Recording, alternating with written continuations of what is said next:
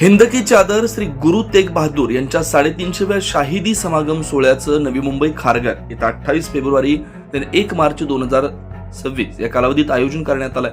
याच पार्श्वभूमीवर जनजागृतीसाठी नाशिक जिल्ह्यात दाखल झालेल्या चित्ररथांना हिरवा झेंडा दाखवण्यात आलाय. नाशिक जिल्हाधिकारी कार्यालयाच्या आवारात काल सायंकाळी हा कार्यक्रम झाला.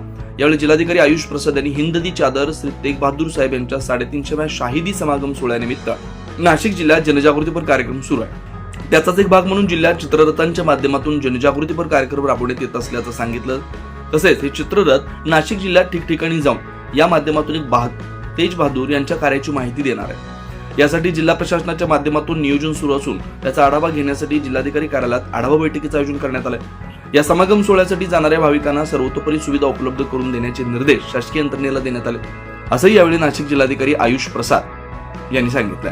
या दरम्यान खासदार डॉक्टर शोभा बच्छाव, खासदार राजाभाऊ वाजे, आमदार हिरामन खोसकर, नाशिक जिल्हाधिकारी आयुष प्रसाद, गुरमीत सिंग संधू, करमजीत सिंग, हरबंस सिंग, मिल्खा सिंग, मनप्रीत सिंग उपस्थित होते. 9 न्यूज महाराष्ट्र ब्युरो नाशिक.